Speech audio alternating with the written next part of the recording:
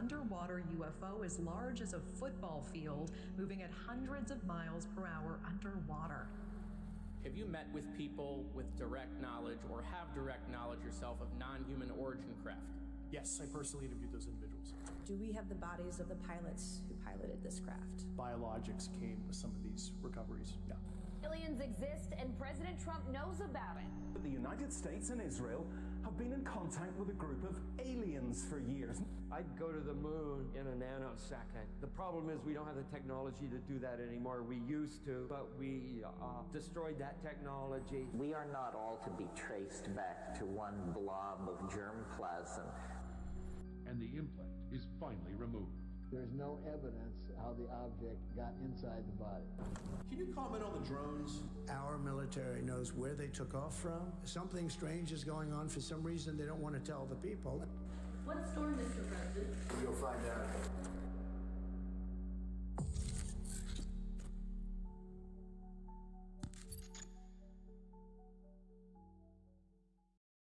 What's good, people? Good to see you guys. It's been a while, man. Couple days no upload. Yeah, I don't know. Sometimes it happens, you know. It's not that easy sometimes to find the best ideas, what you're looking for. But I have something in mind, and the video will come soon, though. So I'm glad you're around, guys. It's very, very early. Well, not that early in the morning where I am in Berlin, Germany. But yeah, I'm ready. And do you know what I'm ready for? For the interview with the legend Bob Lazar, man. I think you probably all know Bob Lazar. I don't have to give you a lot of info about that guy. It's about S4, man. I think definitely it's going to be about S4. I gotta be honest with you, I haven't seen the movie for now. Have you seen the movie? If so, please let me know in the comments. And also, if you're new to the stream and if you're new to the channel, I'm Jody. This is my channel Enigma, and we are, you know, discovering basically everything that is going on in this world, relating to, you know, finding out the mysteries. What is life about? What is this matrix we're living in, bro? And if you enjoy that, if you want to find out too, leave a subscription, say hi. So, hope you're ready, guys. I think we're just gonna hop in. Yeah, man. I did see the interview where he got wasted on Joe Rogan, though. That was hilarious, I gotta say. The way he was just drinking too much, which makes him even more authentic. I gotta be honest with you, dude. Otherwise, you would just not do that, you know? I don't know. Oh, it's like the best character you have to play. But, oh man, I love that guy. I love him. All right. Let's go. Well, there's several, actually 9 flying saucers, flying discs that are out there of extraterrestrial origin. People, you know, always said, well, how did you feel? How did you feel? Dude, one thing right away. I love the editing. The editing of Area 52, bro. Man. I don't know if he's doing this himself, because sometimes he was, like, he did post that, like, editing. It's like taking the most of the time of the day from him. So I'm wondering if he's editing them himself. I don't know. Do you know that? It's crazy. Love it. Going, how did you feel when you first looked at the craft? It's not excitement. It's an ominous feeling. It's just we're so used to something else. Mm-hmm. It's like, you know, people say, well, it must have been so cool. No, it was not cool at all. It's like I actually wanted to go back out. What? It's a really creepy feeling in there. Galileo was the project I was involved in that dealt with the power and propulsion system of the craft. This is where they talked about reverse engineering extraterrestrial equipment. This is when I really realized, okay, we are reverse engineering something that some other entities made. You know, this is where it became real for me. And if they have a machine that is producing its own gravitational field, yeah, they really want to know how to make more of those. Do you ever wish you could forget what you saw? Oh, no, not at all. No.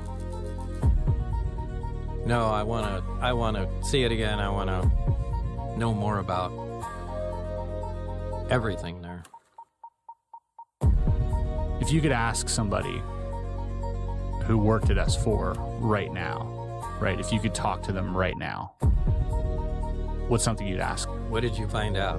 Where did we go from there? I mean, tell me anything. Yeah. Tell me, how was the power generated? How did the components communicate to each other? What range did they work at? Just tell me anything. Fill in any blank at all. It's like having a crossword puzzle with nothing in it. Just please put a letter anywhere, and I'd be happy. He rotates the emitter further than he did before, and a little black dot, a little ball forms there. And as I walked out under the craft, I couldn't see the craft. As I got closer to it, the craft just turned into sky. What I was seeing was the light bending around the craft. Imagine if you could control that, right? What you could do. If you could have taken one small item from the hangar with you, what would it be? From the hangar. Or from the lab.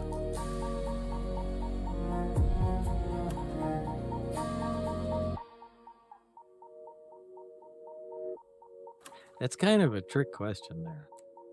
Boy, I just don't want to get into that. All right. Okay. All right. Yep. I mean, actually, to answer the question, dude, I may have already done that. Oh my God, bro. Do you like the same? Oh, dude, this was like one hell of an intro, bro. I gotta be honest with you. I don't know if it's because I'm tired or something, dude, but like the way the music came in, you know what I mean? That was hitting differently, bro. It was hitting differently. Not gonna lie. Man, what an epic intro. Good music, man. Well done. Production-wise, I love it. Sound of your own voice? Yeah, it's kind of weird. Yeah, I don't really like it, but I have to deal with it. Yeah, no one does. Well, especially after doing this documentary. Yeah. Yeah. Do you ever get sick of watching yourself on video? And I can't tolerate myself on video. It's just like listening to your voice. It's anytime I look at myself, I'm disappointed. I mean, I never meet my own specifications. If I look at a sketch I made, I mean, oh my God, how embarrassing. So oh damn yeah. boy. I don't know. I don't live up to my own specs. I think everybody's their own worst critic. I've had to overcome that in the decade-long, incessantly filming and hearing myself and then editing myself on top of that. It's enough to make you never want to do it again. But I gotta climb that hurdle every single time. Yeah. So we're in this together. All right, Bob Lazar. Welcome to the skiff. Yeah, thank you. Glad to be here. Yeah, good to have you here. Thanks for doing this. I really appreciate it. I know that these interviews, I know that you rarely do them, and not because you're being evasive, but because you feel like you've told your story. Yeah, I really have. It's I thought initially I did one story and then I made a videotape and thought that would be it. And if anybody wanted to know the story, they could just play the tape. Yeah. But, people had other questions, other things happen. And so I do it. I don't really like doing any public appearances. But once in a while I stick my head above. Yeah. Well, I appreciate it. And I'm sure everybody watching or most people watching appreciate it. This undertaking of doing this project with Luigi, this Project Gravitor or S4, the Bob Lazar story. I mean, this has been something you've been doing for almost 3 years. Yeah, it was after doing Jeremy Corbell's film, I really thought that would be the end. And I had really no interest in doing anything further at that point. Yeah. And, was contacted by Luigi. I think I kind of, skipped taking his phone calls here and there for a little while, but eventually we hooked up and he said, look, it was so motivated and said, just let's show exactly what you saw. And, eventually I relented and said, okay, let's go for it. I'll tell you exactly the way everything was. If you want to do graphics, I'll correct everything to exactly what I saw. And I mean, to my surprise, he really, really did it. the graphics I've seen on the CGI, looks like it was literally downloaded from my brain. Yeah. It's impressive. I can't tell it from reality. It's exactly like so. I'm anxious to see the upcoming film because it's from the little clips I've seen. It's it's what I saw. That's an incredible statement and a great testimony, to the project. I myself have had the opportunity to see select clips and even, try the VR version. Oh, that's really cool. And and I mean, the one thing that struck me putting this on for the first time, and for someone who's been following your story, your journey, and really trying to like dig into this and try to make connections and, figure out, what's going on with this project right now, putting this mask on and being in that place, to me, I thought I was excited at first, and then an overwhelming sense of dread. See, that's amazing because that's exactly how I felt. And for him to be able to present that on film, it's surprising to me that can be conveyed that way. Because when I walked in there, people, always said, well, how did you feel? How did you feel when you first looked at the craft? And it's not excitement. It's an ominous feeling. Yeah. And when I showed it to my friend, or Luigi showed it to my friend, Gene Huff, who I had confided in at that time, he said, wow, it's really creepy. It's almost an ominous feeling. I said, that's exactly it. How do you get that feeling through that? So to me, that's what told me Luigi hit the nail on the head. Yeah. Because I can't describe it, but you experienced it too. Yeah. And I think I'm excited for people to experience that, if that's even something to get excited about, if people, feeling terrified. Yeah. But it is this, it's almost so strange because you understand pardon the pun, but the gravity of this situation, right? When you're seeing human technology so primitive compared to this, pristine, beautiful, perfect vessel that's just sitting there with wires coming out of it, of extension cords. And there's just that dichotomy of our tech versus theirs, and the fact that this is like hidden in a hillside somewhere. Right. And that you're there and you get to witness it is really impressive. But I mean, the dark pewter color of this craft doesn't help. I mean, it also, No, nothing. I mean, it has no human marks on it. There's nothing is superfluous. There's nothing extra on the craft. Not a line, not a bump. There's nothing stylized. Everything there has a specific function. Yeah. And there's really nothing that we make like that. And also, everything has different shapes in our world. Everything has sharp corners or round corners, but everything in the craft didn't. It was all the same material, all the same sheen, all the same radius of curvature on everything. It's really a weird environment. And even the way light plays itself inside there. I was talking to Luigi about this, when he was trying to get the craft to work, because he has it working in a actual physical environment. And we can put in spotlights. And in the one time I was inside the craft, they had the little tripod halogen lights set up inside. So there were some other guys working, and we came in to see the placement of the reactor. And the lights were on full brightness, and they didn't light up the inside. They lit up where they were shining, but it doesn't refract anywhere. It really, it doesn't. You can have a light shining straight at a wall here and coming back trying to work here, and you're working in the dark, and it's just a really weird environment.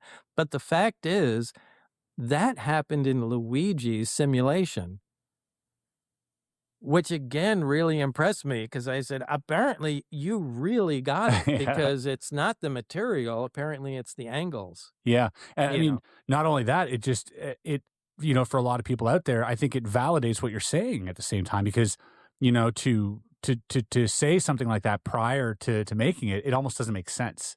Oh, right. Right. So when you say, oh, we put the lights in the craft, these halogen lights, but it didn't get brighter, it stayed dark. You think, well, I mean, just turn the brightness up on the lights, right? Yeah, that's nonsense. Yeah, but Luigi, I think he said he turned it up to 600% and it still didn't get brighter. And I said, that's exactly it. Yeah, that's exactly how strange. it was. Yeah. And that's partially because I guess, the non-reflective sort of matte metal almost that was absorbent, I guess, light absorbent. Yeah, but it wasn't that absorbent. It's, you know, it wasn't, what do they call it, Vanta black or anything like that to suck light in. No, I mean, it was a pewter color. It should, but that's how it worked. Just inside. Non-reflective, really. Yeah. I mean, the whole craft is just kind of an enigma. So let's go back into this project. I want to talk a little bit about meeting Edward Teller initially, and what that was like for you as a young man.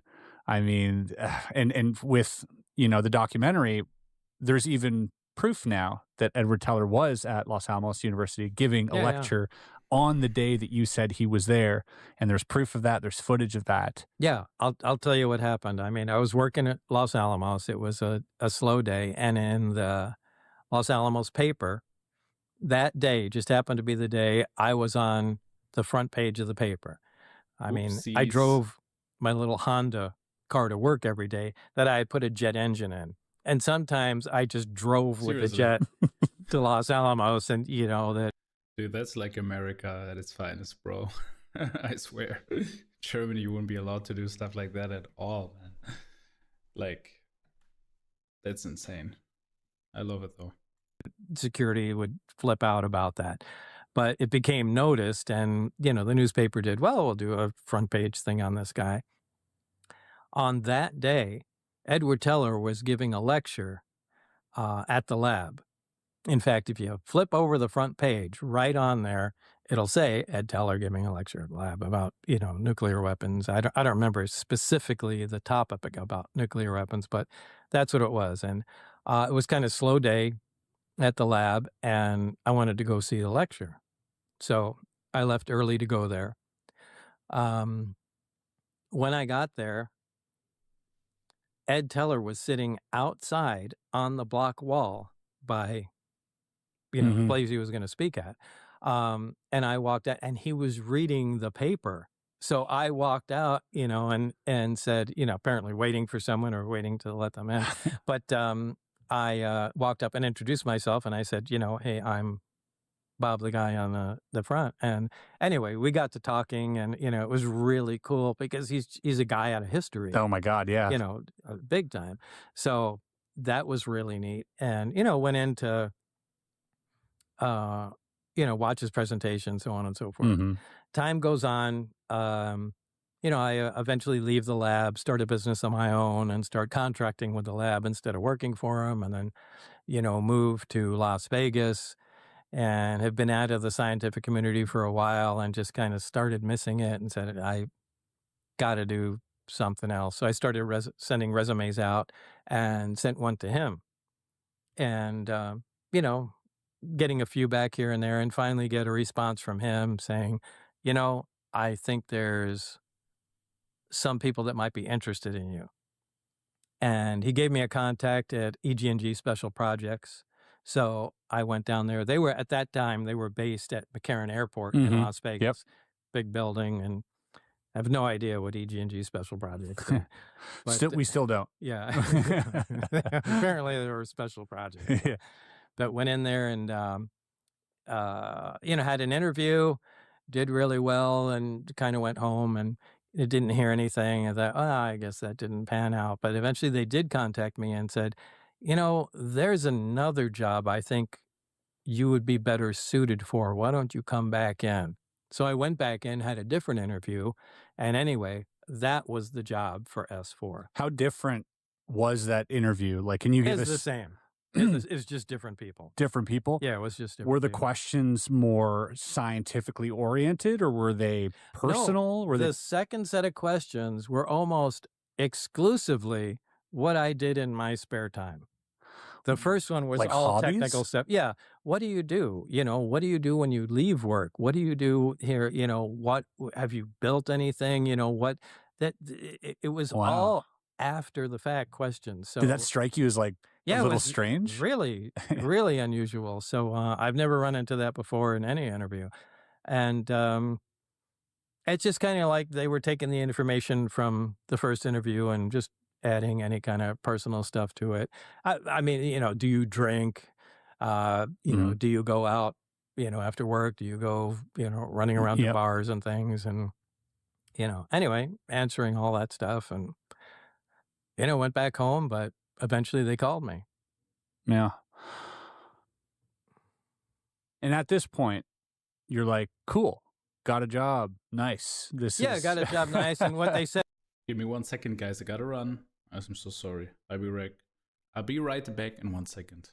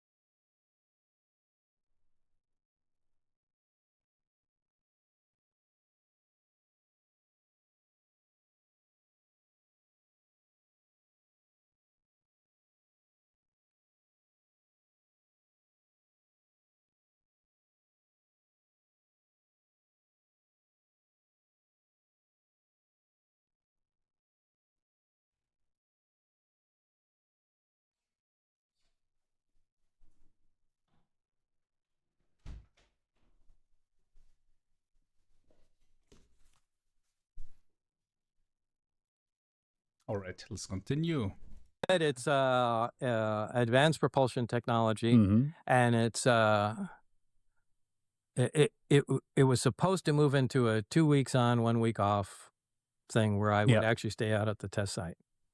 So yeah, you were already doing a lot of work on propulsion yourself with like the jet engine, but your passion as well is sort of propulsion, is blowing stuff up.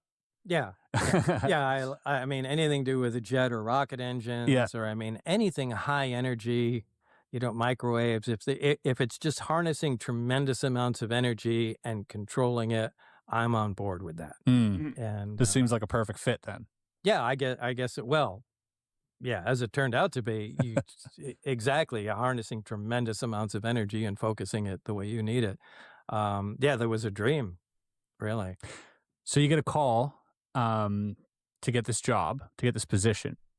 And can you take us through your first day as you remember it? If you remember sort of the first day, I'm sure like now after all these years, it's probably a conglomerate of all sorts of memories. Yeah, but it does. I can do the first day, but I can't separate the first from the fourth because they begin to fuse together after 35 years. And sorry to interrupt, but like just so people understand this as well, because Luigi actually gave me a really great example.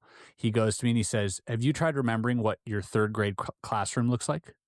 And I go, yeah, sort of. And he's like, what color were the chairs? I'm like, whoa. Yeah. Those are questions people ask me. Yeah, and they get really upset.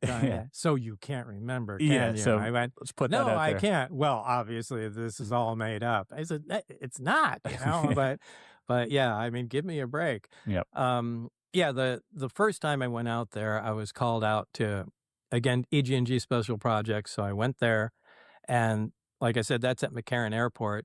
Now, you can go out of the back of that, and that's where they had the Janet flights, which were the 727, 727. Yeah. They were jets with the red stripe on them. Yeah. Anyway, they were only used by the government at that time to fly back and forth to Area 51 or the other, to the different test site areas, to Tonopah and back from Las Vegas. So I flew that, and that landed at Area 51. That would be my first, Area 51 proper, Groom Lake, is where we landed. And then I was taken into a room there, and that's where we went over all the security protocols and, what was expected of me, and, signed all kinds of security forms, so on and so forth. You were alone during that portion? During that flight? Was there other during people? that flight, Dennis Mariani, who was my supervisor, very military-looking guy, short hair, looked like he just walked out of the Marines, no sense of humor whatsoever. Just followed me everywhere, and, he was kind of my shadow at the time. Yeah. But did he have like a sense of humor at all or anything? Or was he just like, he was straight guy? He was dead. No, nothing was funny to him. I don't like that. And I don't like people being like that, man. No sense of humor is so hard. When people don't have a sense of humor, I don't know how to deal with them, bro. Like, humor is so important, in my opinion. You just need, dude, life without laughing. No. Sounds like a fun time. Yeah. He was a creepy dude to hang out with. So, creepy dude. Anyway, we're there. The first day was really just signing that stuff, and that was about it. Yeah. I want to talk about something that happened recently that I had someone reach out. You know this. I had someone reach out to the channel who was a pilot at one of these planes, right? Who was contracted to EG&G during those years that you were there, and recalls meeting Dennis over a dozen times. And everybody knew that guy. Yep. Yeah. Sort of developed a relationship with him, and I'll keep him anonymous. He was actually supposed to come on here. Oh, really? Okay. Yeah, we had arranged everything, and then and he was very nice, a very nice guy. But then all of a sudden, just dropped off the face of the earth. Blocked my number. Yep, and he was verified. So it was the first time, I guess, we were going to get a pilot from one of these planes to come on, but I guess he may have gotten dissuaded at some point, which I don't think is surprising to you. No, it's not. I hear stories like that from George Knapp too much. Oh, why we got a guy that knows you? I mean, he's seen you there, and so on and so forth. And we're talking to him tomorrow, and tomorrow comes and goes, and the next day comes and goes, and and then George has some story that connects to that, and we're never talking to him again, and he's gone. So, but sufficient to say that he places Dennis. He called him John. Was like his nickname, I guess, or his middle name or something. But he places him there. And then so you get there, you fill out these papers. On that first day, is that all you did? Did they bring you to the site on that day, or did you go back home? I think that was all that happened that day, because we went there late. I think like I said, a lot of the days fused together. Yep. I think we went there late, did the paperwork, and I went home. Yeah. And the next time they brought me to the site. Mm-hmm. Push a realist far enough and he comes into a nominalist. Push a nominalist far enough and he turns into a realist. Oh yeah, get some merch. What does that mean? Well, it means the same thing as if you investigate matter thoroughly, you turn up with mind. If you investigate mind thoroughly, you turn up with matter. So investigate you and you get the external world. Now what happens if you investigate the external world? Well, you get you. How are things like when we're not looking up? The act of knowing changes what you are knowing. Good. Knowledge of something is the same as action upon it. You may just observe things and write them down. The really good knowledge is always accumulated by an action upon the world to see what changes that action makes.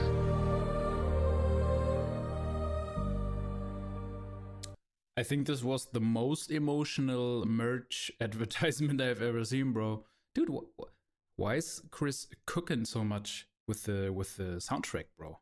You know what I mean? The music is so epic, dude.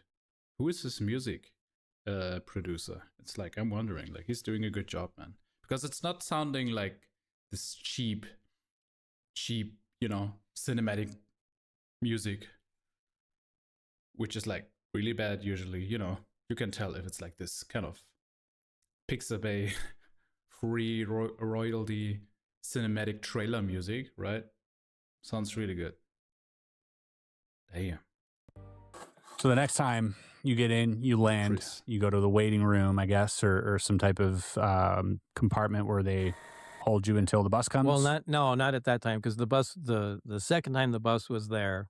On the tarmac? Yeah. Okay. Or close to it. And again, I was with Dennis, and, you know, we went into a bus, which was a, you know, navy painted school bus with blacked out windows, and just sat down, you know, right at the front seat, right where the, you know, big bar is, and sat there, and Dennis sat across from me, and the entire way we're driving down, there was like a 15-20 minute drive or something south. Dennis is just staring at me, which is just as so I just keep looking out the front window, and it's just a weird guy. Yeah, so maybe some type of intimidation technique, because that's something I don't know. You weren't a stranger to over there. Like they would, you know, I've heard you say they would regularly like check you, like to like almost like a fear tactic. Like they would, you know, very military. Yeah, certainly after that. Yeah. The, you know, security at S4 was just, like those guys train all the time, and they're just waiting for something to go wrong so they can do something. It's like, you know, a football player training all the time and never getting to play a game. So as soon as an opportunity comes up, you know, they're excited. But then we went past where the hangar doors would be at S4 because I couldn't see those, and around the side, and we got out of the bus and went into a single door, you know, on the side of this hill. I mean, I couldn't really see anything. It was just, you know, a short area that Dennis led me into. And sort of this like unceremonious, sort of unromantic entrance. So there's just like random door in a hill. Dirt and it was just nothing. It wasn't, you know, well kept or anything, and went in there, and there was a, you know, small room, and, you know, a guard desk, and, you know, very uneventful. So while you're driving, you said you drove past the doors, the hangar doors. You didn't see them. Not that time. I only realized I passed them because of in the future, you know, when I saw them. But we just, once we made the turn, we had already passed those. But we get to talk about this now, because at this point everything will be, I think, available to talk about. But there's a picture of those doors, so by the time this comes out, that'll be publicly available. But that picture, you're talking about Luigi's yes image? Yes. Oh yeah. Or I mean, there's also a guy that, you know, did that on Google Earth. Yeah. And but there's the Luigi's image. That's perfect. It's exactly the way it looked. Yeah. And, you know, not only that, I mean, he's had Ron Masters, who is a spectronomy expert, look at, you know, the pixels and everything else, and deem this to be authentic, that those are indeed anomalous shapes. Oh, right. They're not natural. And you can count 9 doors.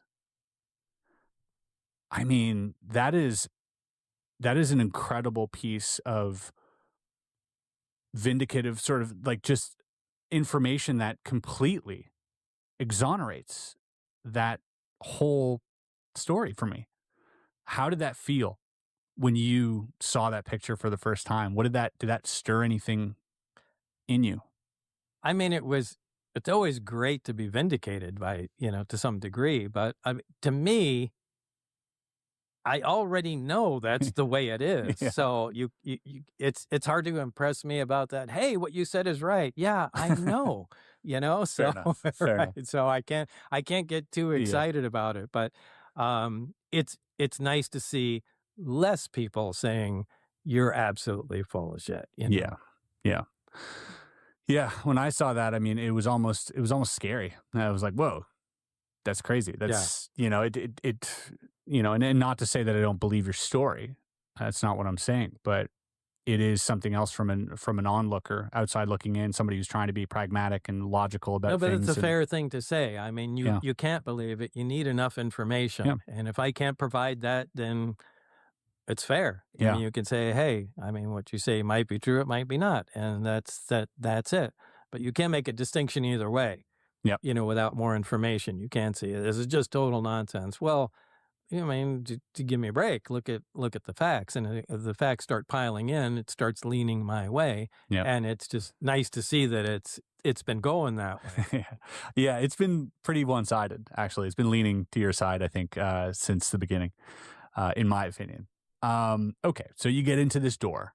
We're in this room. Is this the room where there's the scanner to get into the next section? Yeah, there is. Mm-hmm. Now, there's sometimes a guard in there and sometimes there's not. I do not remember if this time there was a guard there. I just don't. Sure. But anyway, there's the hand scanner. And Luigi's duplicated that. I don't remember the name of it. It was the Identimat. The Identimat, like There you 2000 or something. Yeah. And I guess it's a different version of it, but it's there's a bright light on top, and you put your hand in the scanner, and it measures the length of your bones that are supposed to be unique. That was the first time I was putting my hand on there, and it recorded it or whatever. And then it stores your badge in it. So when you put your hand on there, your badge comes out. Oh. And it's a badge that has a magnetic stripe on it. And from that point on, you use it to open the doors. Right, the doors that you're allowed in. Yeah. Now, you can either, clip it on your, your shirt or your lab coat or whatever and keep taking it off. Or as, later on, I found out that Barry had a bunch of giant O-rings you can clip it onto. And then, you can stretch it and let it snap back. And the reason you do that is because, like I mentioned about the security guards before, they're waiting for anything to go wrong. If it slips inside your shirt, if you stick it in your pocket by error and it's not visible, they will throw you against the wall and give you the third degree about, procedures and, Did that happen to you? Yeah, that did. And that's why I put the rubber O-ring on and clipped my badge on that. So it was always dangling around. I never needed to take it off because it had, I had it clipped on and it slipped behind my lab coat. So it wasn't visible to the world. And they were just waiting. Yeah. It was, look, these guys had to go, if I had to go pee in the bathroom, they didn't just go to the bathroom with you. They stood there and watched you pee. I mean, they had to watch everything you were doing. I mean, security was so tight. Yeah. It was so oppressive. Yeah. It actually destroyed your will to work there. Oh, understandably. Yeah. Yeah, that would be a big bummer. Okay. So like I'm piecing this together here on an emotional level and a psychological level. Like, first of all, you're being flown on a plane with one other person. You're being taken on this bus ride. This guy's staring you down. This military looking dude, blacked out bus, driving off site. Going to this place. There's this weird shady door. You're scanning your hand like it's some type of sci-fi movie. You're getting a scanner out.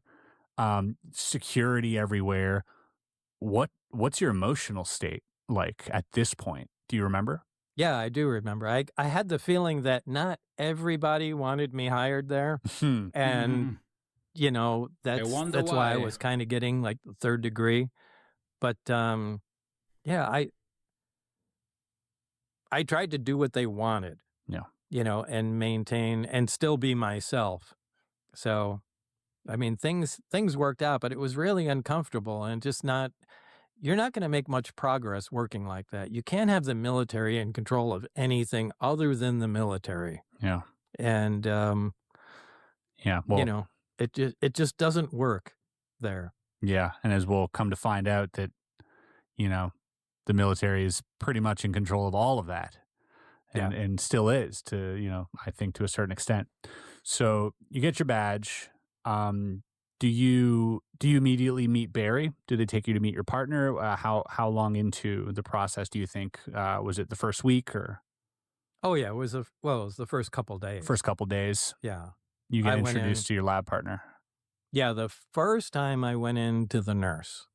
which is if you walk in. Oh, that's right. Yeah. The right off the, if you want to call that the security room, whatever. There's a hallway off to the right that goes, to the nurse, and they just do a general checkup, and then they do an allergen test on your arm. Mm-hmm. And as she explains to you, as the only female there, that you're going to be working with a lot of exotic materials that we know nothing about, and we want to know if you're going to have any allergic reaction to them. So they do a grid on my arm and just poked me with a bunch of different materials. And then I think I had to go back that day after that and wait like 2 days for that before I went back looking for it. And nothing swelled up or any of that Thank stuff. goodness. Yeah, right. Because what's the cure for that? Yeah, who knows? But I went back and then saw her again, and then I think there's this just general. I don't remember what the hell she said it was, but something for your immune system or something like that. I drank like a pine color. It reminded me of Pine Sol. It was that color, deep brownish yellow color. And, yeah. And opaque? No, you could see it was translucent. Okay. And then I was free to go, and that day, whatever day that was, that's when Dennis took me to meet Barry, who was going to be my lab partner. And the way as I explained to you, the way it worked was we all worked on the buddy system, they called it. Everybody has a lab partner. You can exchange information, ideas with that one person, and that's it. There's no talking to anybody else in any groups and things like that. And when I went in to meet Barry, saw the lab that we're going to be working in, he was like super happy to see me. Like he had been alone for a while. So, I see. Makes sense. I mean, he showed me around. There's kind of a whole story there, but yeah, that was like, it must be seriously pretty, I don't know, very demotivating and depressing kind of, to being watched all of the time. I mean, imagine you're doing your job, whatever you're doing, like, working, studying, whatever you're doing, and you're always being watched if you're doing things right. Just like someone is always behind you. Dude, just imagining this is like already enough for me, I gotta say. I don't know. Super weird. It was the day that I first met him. And then, after I was shown a bunch of things, we went back and, it was the end of that day. The days were kind of short. As soon as it started getting fairly dark, I would wind up going home. Do you know why that is, or that was just the schedule? I think it was just because the plane was leaving at that time. Right. And I wasn't set up to start staying there. I knew Barry stayed there. He lived there? Not lived there, but I mean... You stayed for a few days? Or? Yeah, I think it was either you stayed there for a week and had 2 weeks off, or you stayed there for 2 weeks and had 1 week off. Something like that. Type of rotation. Yeah. So... yeah, I wasn't at that level yet. I was just being introduced to things. That must have been kind of exhausting. Yeah, it was, because it wasn't a normal work schedule. Yeah. The way it would work was they would call me at random times. I mean, it could even be on a Saturday. I'm out mowing the lawn or doing something, and I come in, and they'd say, somebody would call from McCarran Airport or EG&G Special Projects, and they'd say the name, this is Julie from EG&G Special Projects. It is now 4:10. We expect you to be on the tarmac at 6:15. And, okay, thank you, click. And so, all right, I guess I'll put some clothes on, and you get there and drive there and, park my car, and at 6:15 and be standing on the tarmac and, get on the plane. And that's it. So it's really weird like that and unpredictable. Yeah. And again, I don't know why that was. Maybe that was some kind of test in some way to see if I'd be flexible or what. Seems like an environment where, I spoke to a guy, a friend of mine, Hakeem Isler. He worked at PSYOP for a little bit in the military, and it was something that they had to go through, was like stress inoculation. They would constantly like be up in an hour. Oh, never mind. And like this, they'd be, bro, warum? Why are they doing that, bro? It's like, why would you need to test me? It's just pissing me off, you know? It's like, I mean, if there's a situation like this just naturally coming in, yeah, I will do fine, you know? But why do you have to test me if I'm... Oh my goodness. Dude. So unnecessary, man. Sort of dragged along emotionally just to sort of get them used to being under high stress environments. Wow. Like that was something that they would... Maybe that was it. Yeah, they were trying to like prep you for certain things. And so, all right, now let's get back to Project Gravator, because we're coming into this place now. Luigi and his team did such an amazing job creating that bus ride, seeing the hangars from the bus, entering that door, getting your hand scanner, and then eventually going into the infirmary. How accurate is that infirmary? It's 100%. Really? The whole thing's 100%. Like even I couldn't see the bus on the outside. Yeah. You know, you're seeing what I couldn't see, but that would have been what my eyes saw. Yeah. Because the hangars looked just like that. The infirmary was just like that. I mean, they spent 3 years working on this, trying to get it exactly perfect. And to my surprise, they did. So it's right on. Was there anything that, because I know that like a few times, like especially when eventually we'll get into the craft and we'll get into, you mentioned before, the tripod light, but this is kind of information that sort of started arising now that the environment had the ability to jog your memory, because that's a real thing. Like if you showed me a picture of my classroom in grade 3, I guarantee you I'd start recalling things that I'd forgotten. Yeah, that happened with Luigi too. He'd start building the rooms and say, look in here. And, I said, oh, wait. No, the desk was there. Oh, yeah, wait, there was a whiteboard there. Yeah, I mean, it did bring back memories, but, how could it not when you start seeing it and it becomes, close to reality? There's a couple things you always forget until you see it. Sure. And, that really filled in some blanks, which was pretty cool. Yeah, that must have been pretty cool. I mean, in any environment, like if you were to go back in grade 3, I'd still like to see my classroom, be like, oh, wow, this is kind of gnarly that I get to be here, So in any scenario, but in this specific one, I think a little bit cooler, arguably. So, okay, you go to the infirmary, you get these tests. Then you meet Barry. Barry's excited to see you. Is this where Barry breaks the news that the previous person who'd worked there had passed? Yeah. Once I get introduced to Barry and, everything's kind of copacetic. So Dennis leaves. Okay. And then Barry now is excited to show me around the lab, and he says, I am going to show you stuff that's so awesome. I'm excited. This is great. And wait, I left out a gigantic part here. Before I met Barry, we went to the briefing room where I read, all kinds of briefing. Yeah.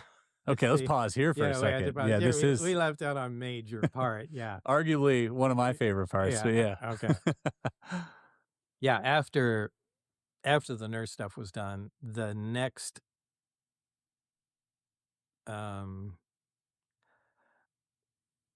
boy, it's hard to remember what came before the nurse or the briefings. I think the nurse came first, but anyway, I think it was second. The briefings. I go into a room with Dennis. There is literally a stack of blue folders there, and he said, "Here's a synopsis of the projects going on. We need to get you caught up, or at least familiarized with them until then we can bring you in." And so I started reading through those. And that's where I learned there were several projects going on: Project Galileo, Project Sidekick, Project Looking Glass. Galileo was the project I was involved in that dealt with the power and propulsion system of the craft. And this is where they talked about reverse engineering extraterrestrial equipment. Yeah, that's kind of what I thought. But then I also thought, are they just pulling my leg? And this is nonsense, and this is just some kind of test of some kind. So I just continued reading through it. Project Sidekick dealt with the weapon potential of the craft, and Project Looking Glass dealt with the fact that it produced its own gravitational field if the flow of time can be distorted. And again, I'm not talking about going back in time. I'm just talking time about dilation. can you change time by a few milliseconds? Are you able to affect time at all?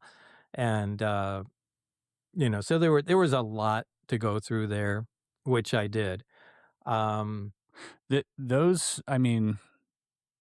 three projects, the one thing that stands out to anyone who looks into that is that it's the three potentialities, or the three directions you can take gravity in: space with the craft, propulsion; time with time dilation; and then weaponization. Is like how to manipulate gravity. How do we maximize the manipulation of gravity? Right? Weapons, time, space. Control that. That's like the Holy Trinity. Like, you have that, you rule the world, right? Yeah. Look, if you can produce gravity, if you can control gravity, you have a machine that makes gravity, and you can control its intensity, you already rule the world. Yeah. You don't realize the potential that has, because, as I've said before, all the stuff you've seen in science fiction movies now becomes a reality. Yeah. Now you've got force fields, now you've got time travel, now you've got warp drive. Everything hinges on that. And if they have a machine that is producing its own gravitational field, they really want to know how to make more of those. Yeah, that would be high priority. I often think of, like, it's a good reason to keep it secret. Yeah. Get that in the wrong hands, you got some type of time dilating weapon or whatever that is, right? 100%. I gotta say on this one, because I was thinking about it, like, even, like, be honest with yourself. Even though we are all like, oh yeah, it's still disclosed, and we don't know anything, and we don't get the truth and stuff like this. Imagine having the people right now that are doing all this BS in the world in terms of war, fighting each other. And, like, think about the state humanity is in right now. And then imagine people would easily, just imagine this thing. I'm not saying that it would be the way it would go, but imagine we, the people, would have access to, like, anti-gravity stuff like this. Dude, I think the world would be, I don't know, a lot of people would do bad things with it. Like, really bad things. You know what I mean? Imagine all the hoods and stuff. Like, people flying around with all those crafts and, like, being there in a second, going away, fighting somewhere, leaving, robbing someplace. And it's like, I feel like you actually need to be sort of kind of mature in a way to handle technology like this. So it's actually, it needs to be controlled in a certain way, so people don't have access to, at least to, like, anti-gravity stuff. It's crazy. If you really go into it, it's actually kind of legitimate to have it controlled. Not that easy to answer, I find, how to openly, bring it out to the people. We'll see. Yeah. Yeah. The other side gets that, you lose. Yeah, exactly. Yeah. Out of those three projects, which one do you find most fascinating? I naturally like propulsion, but I have this real destructive streak in me, and I kind of like Sidekick. But on the other hand, all three are interesting, but how could you not be interested in interfering with the flow of time? Looking because Glass. that's the most powerful thing of all. It's even the most powerful weapon of all, is time. But all three of them are incredibly interesting. Have you ever heard of the chronovisor? No. There's I have a note here. There's a guy. It's an Italian guy. He was a monk, actually. I think I have it here. A Benedictine monk. Father Pellegrino Ernetti in 1950 said to have worked. He said he worked alongside Dr. Fermi, Werner von Braun, on a project of this machine that was able to peer back in time. So a machine that they could look through and take pictures of past events, and that the Vatican ended up confiscating it. It's this, deep conspiracy. Is this real? Is it not real? I don't know, but I just thought it was interesting that, in the 1950s, this actually came, he first talked about this in the 70s, I think 1970. And so that came to light with the chronovisor, which I thought was really interesting. And so when you first mentioned Project Looking Glass, I thought, whoa, that's kind of interesting. Huh. That I never heard about that. Yeah. But either way, I see how all three of those things can be incredibly paradigm shifting for any civilization. Yeah, and they're, all fascinating to work on. Did that occur to you then, that like what you were dealing with was beyond anything else? Did that occur to you in that moment, like when you were reading those documents, that holy shit, this is a big deal? If this was true. Yep. Yeah. Yeah, it did. It did. And, but I was only about 50% there. Right. I have no idea what these guys are going after here. And so I just read through the stuff, but I knew Project Galileo is what, I was going to be assigned to. So yeah. I'm all for it. There was a whole other section of the documents, which we won't go deep on because I know how you feel about that section as well. But I have to ask still, like on maybe just a surface level, there was some hypnotic regression stuff that you did in the past to try and bring some of this memory stuff back on what those documents read. But generally speaking, there were mentions that the owners of the craft were from Zeta Reticuli. That was like yeah. That was what the document stated. Yeah, there was a document that dealt with they called them biological entities that were on the EBs, craft. Yeah.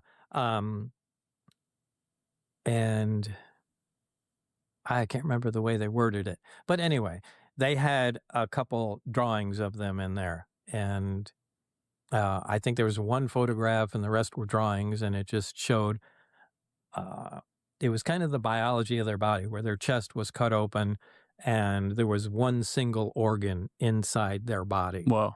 Kind of like if you cut open our bodies and all our organs had grown together as one general purpose thing in there. Whoa. And it's just the way they were inside. It also mentioned some information was gleaned from the craft that made them think it came from Zeta Reticuli, a different star system only visible in the southern hemisphere, like 30 some odd light years away. How they got that information, I'll never know. Yeah. Again, it was just in there. Whether or not there were aliens that actually looked like that, I'll never know. Sure. It's just pictures in there. Yeah. So I always had to make a distinction between the stuff I actually touched and knew worked that way and what they claim. There's also one of the things Barry told me when we got working together. He said they put a bunch of crap in there. That way, if information is spread around and the garbage they give different people is different. So if people start spouting stories that you read, they know exactly who to trace it back to. Yeah. So I was expecting nonsense in there. So passage material. Yeah, I didn't give everything, 100% credibility right off the top. I think as someone who's, pretty left brain, somebody who's like logically focused and like, hey, this is how I think I would also react the same way initially. Yeah, you have to. And and just because people say, hey, there's government documents that say that. Yeah, there's lots of government documents. They say nonsense. It's intended that way. Yeah. So don't, don't be deceived just because it's, the Pentagon printed it out or some other government agency that it's 100% true. Yeah. Don't hang your hat on it, but also shelve it. Right. Right. It could be. Yeah. Right. Because that to me, prior to the podcast, we were talking a little bit, and you'd mentioned, like the Betty and Barney Hill was the only other time that you heard that, and that was like back, in the 50s or 50s or 60s. Yeah. Now I don't follow UFO lore or stories or UFO researchers, but I have heard a few stories. But what was interesting is, the Betty and Barney Hill story, back in the early 60s, a mixed race couple claiming to be abducted, by some flying saucer. And apparently Betty, was able to talk to the aliens, and before they let her go, she said, "Where did you come from?" And they show her a map, and, she remembers the map, and, during an interview, draws it out, and they went, "Yeah, well, that's Zeta Reticuli." And the fact that it said Zeta Reticuli in my paperwork, well, that's a connection there. And so I pay attention to that. So maybe that story is true. Yeah. So, again, I don't know for sure, but I do know for sure how the propulsion system works. Yeah, that's something you can hang your hat on. What I find really fascinating is that, like, everything that you read about Project Galileo ended up being true. Right. That's another notch you got to move forward. Everything I read about my Project Galileo, was in fact accurate. So just maybe everything else was too. Yeah. So, but also, it could just be passage material. Maybe not. Yeah. Yeah. So I mean, it's you got to be careful there. Yeah. I mean, we'll move past this in a sec. I just kind of want to talk a little bit about some of the memories that came back from that. There were also sort of there was like this general impression that there was some genetic modifications that they were doing to the human race, that they were suppressing consciousness to a certain extent in these documents, as far as you can remember. Did that ever disturb you going forward, like, after that, or did you really just, like, kind of categorize that as this could be BS? Yeah, that really set off the BS alarm. When I said, there's they claim there was, many corrections to the genetic evolution of, humans, and just all kinds of other, wild claims that had, no proof to back them up whatsoever. And I really didn't put much credence in it at all, so I just brushed it off. Okay. So now you read these documents, you're getting a little more prepped. They're surrounding you with all these guards, these people, they're giving you documents to read, that's strange files. Yeah, but I still don't know what I'm really working on. I'm still expecting a very advanced jet fighter at this point, so I think they're just testing me with all this. What if we gave you information about flying saucers? Would you tell anybody about it? No, I wouldn't. I'm staying with the program. And yeah, I'm expecting to be brought in there and seeing, the F-32 or something like that. And, that's when they brought me into Barry. Mm-hmm. So you meet Barry. He gives you a tour. Prior to seeing the craft, obviously, you get all the propulsion stuff now. You get all the... Yeah, he has the part of the propulsion system laid out on all that, and really can't wait to show me. And he says, "You're going to love this." And there's the small reactor, there's the gravity amplifier, and the emitter on another table. And the system is running, and, he said, "Try to put your hands on the sphere there," which I did. And when I got close to it, I couldn't. It pushed off just like the like poles of a magnet, if you ever played with two big magnets. But with my hands, I went, "Oh my God, what is this? It's a real force field." And he said, "No, just try with all your might." And I did, and you can't move an inch. The first maybe 2 or 3 inches is somewhat elastic, but after that, you're not getting anywhere. And the thing, he shut it off, and the reactor is kind of a hemisphere on a plate, and he moved it, and he said, "It's not connected to the bench," and turned it on again. And he said, "Push on it," and pushing on it. So, I mean, what he was showing me was the force was not being transferred to that. Where even if you couldn't touch it, you would think it would slide away, but it wasn't. So the force is just going away. It's not being transferred to the device that's repelling it. Mm-hmm. And this stuff was amazing me. And and then he showed me what this is actually doing is powering this emitter here. And then he showed me how that worked. And then he also mentioned, and you'll notice nothing's connected together. I where are we? This is like the Twilight Zone. So it was, this was really, really blowing me away. And like, is this what powers, the aircraft? And he said, what did they explain to you? I said, nothing. They just, I just read these briefings. And so Barry went over everything with me.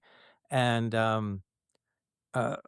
this is when I really realized, okay, we are reverse engineering something that some other entities made. And, this is where it became real for me. When Barry went over everything that you had gone through, how long was that little brief that Barry gave you? Was that like a 30-minute spiel, or was that like... No, it was like a couple hours. A couple hours? Yeah, because every time, Barry would go, yeah, and there's this. I went, stop, and what do you mean there's this? And, we'd have to explain every last, a bit of what he's learned from that point. I said, okay, now let's go to here. How did you turn this off? And, so it took a long time of me constantly stopping him. Yeah, in shock, I bet, just constantly. Yeah, but it was great because I really felt like I was privy to information that only a few people had, and like, we could control the world with this stuff. But, we had no idea how it worked. So that was kind of our task. Wow. That must have been so exciting for Barry, honestly, as well. Yeah, he was.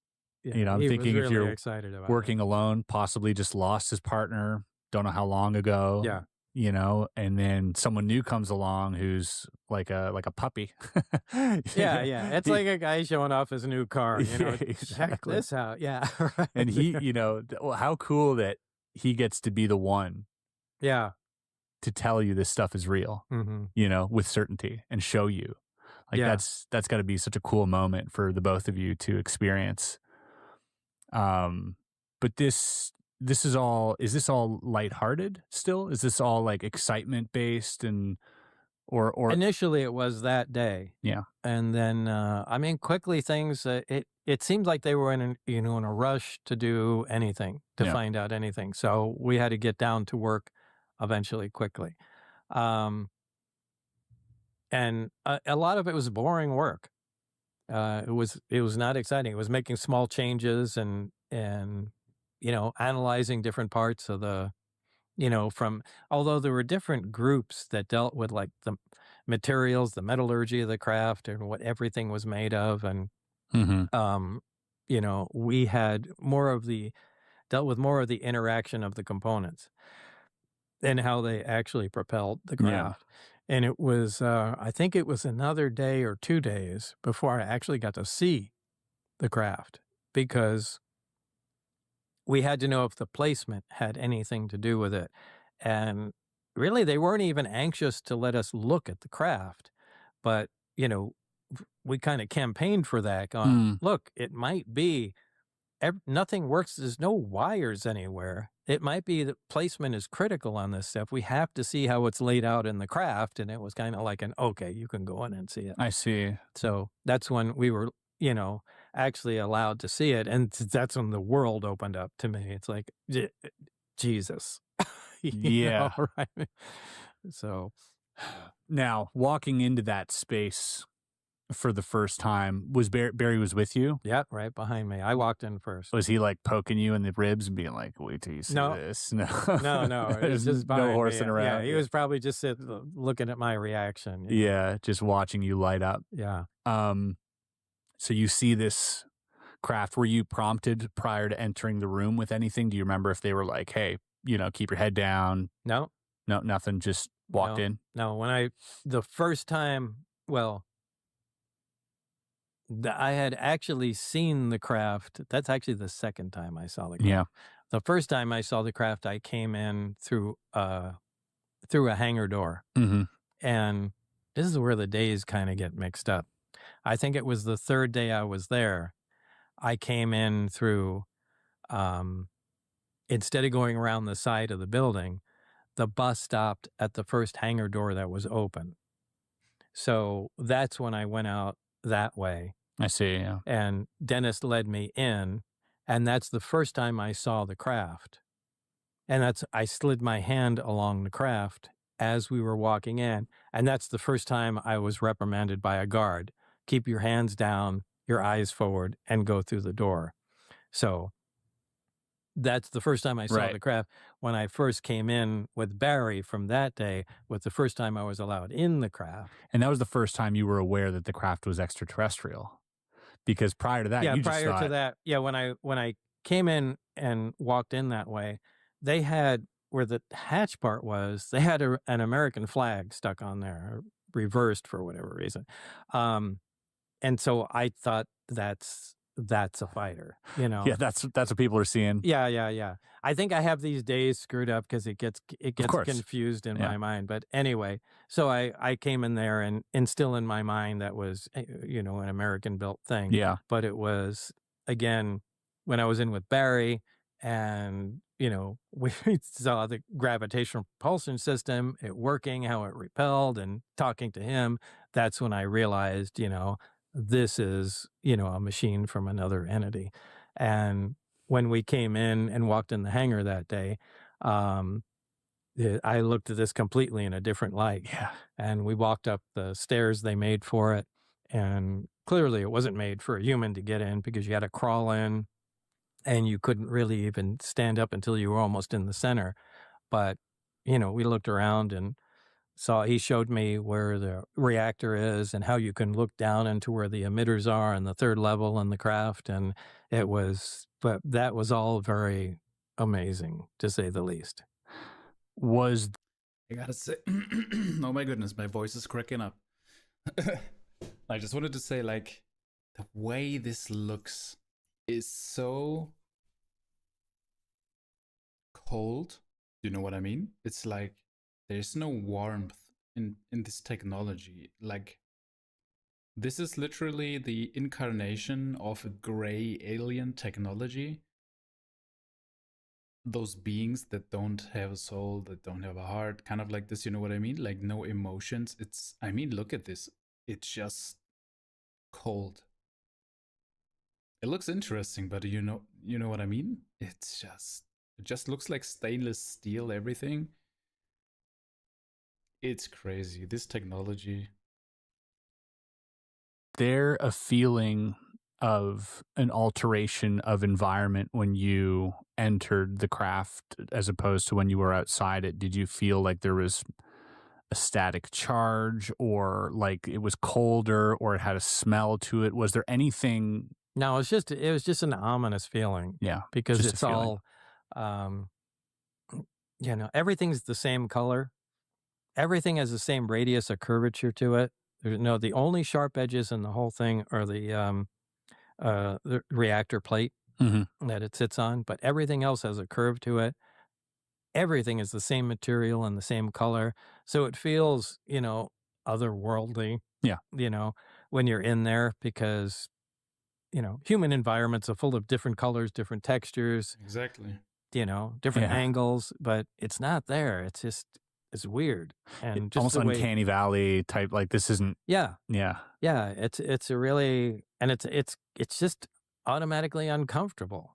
It's just, we're so used to something else. It's like, you know. Exactly. That's what I'm talking about. It looks not appealing at all for a human being. At least to me, I'm not looking at this and like, oh my goodness, this looks insane, you know? It's kind of like, what is this? It just looks like some metal thing. It looks almost like some fancy furniture architect guy. Do you know what I mean? It's like an artsy thing or something. Could be like that thing could be in like a gallery, like an art gallery, you know? So that's what it looks like. But it's not looking inviting and not comfortable and not, yeah. I definitely feel him.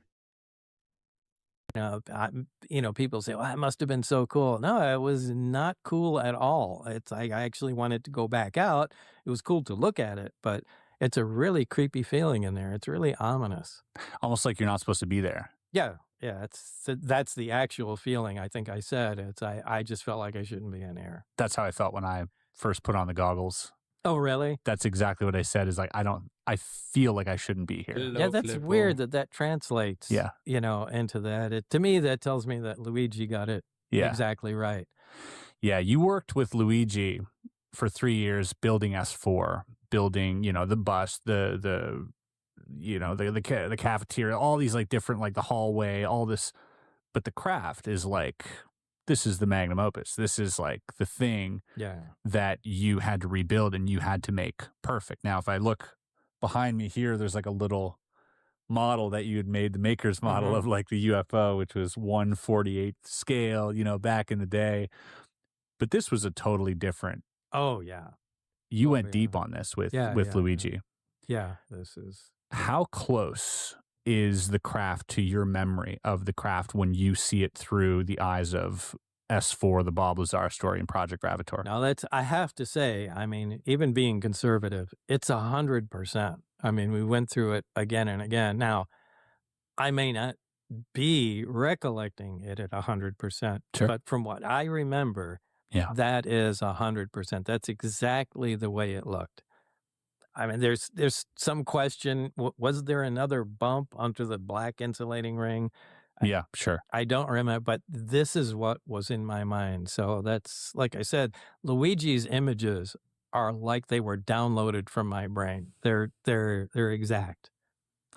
Seeing this thing in Project Gravator as well, in the documentary, when the doors open and it starts hovering and it goes outside.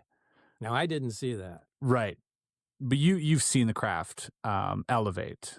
Yeah, I mean, the one time we were allowed, Barry and I were working in the lab, and then Dennis came in and he said, hey, there's a test flight going on. Why don't you guys come out? And there was one of the doors in the lab led right to the big hangar. So we could open that and we were there. So it was already out on the lake bed. So I don't know if they hovered it out there or put it out or what the deal was. But there was clearly somebody, and this is one of the things that still confuses me to this day. It has a gravity field around it. And, that's going to bend everything from light to electromagnetic waves and all that. Yet there's a guy on a desk with a conventional HF radio or VHF radio talking to someone inside the craft. Now that should be impossible. It just it shouldn't work at all. True. But yeah, it did. So I had a lot of questions about how that was even working, and that caught my eye. And anyway, the craft was out there, and some time went by, and then the craft began to lift silently off the ground. There was a little bluish purplish glow on the bottom, which was just kind of a corona discharge because the craft produced high voltage on its skin, which, by the way, if you shorted it out, it didn't do anything different. So it's just like anything you changed in the craft, it didn't care about. Wow. So crazy. Once it lifted, it just stayed there for a while. And Dennis told me, go out and go under the craft. Dennis told you that? Yeah. And Barry stayed there, and I said, oh, okay. So I walked out there, kind of looking up the craft. And as I walked out, I looked back toward Dennis like, am I doing the right thing? And, he pointed up to look at the craft. So I did. And as I walked out under the craft, I couldn't see the craft. As I got closer to it, the craft just turned into sky. What I was seeing was the light bending around the craft, which was just incredibly awesome. So I took a step back and I could see the edge of the craft, and I went back under it. What? But also the other thing that hit me at the time was it's not transferring its weight to the ground. If you have something and you're producing a force and pushing on it, it's not on a pedestal where it's taking the weight of the craft and transferring it to the ground. the weight is just gone.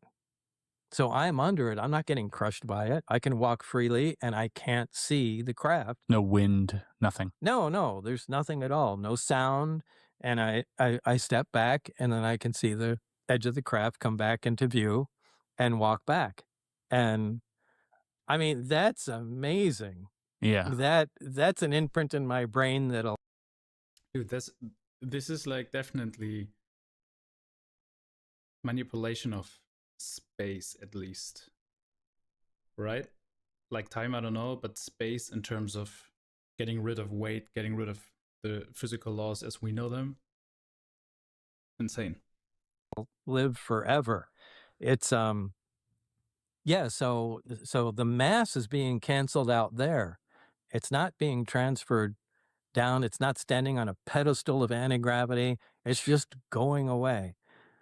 Yeah, that is so weird to think about, because it's so unnatural and Exactly. unlike anything you would. Yeah, but imagine if you could control that, right? You could do, I mean, what you could do. It's like I'm so jealous of their technology. So Yeah. Okay. So in the hangar, we see this craft.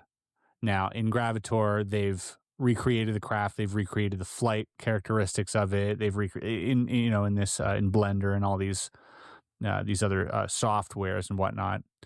You're getting to relive this.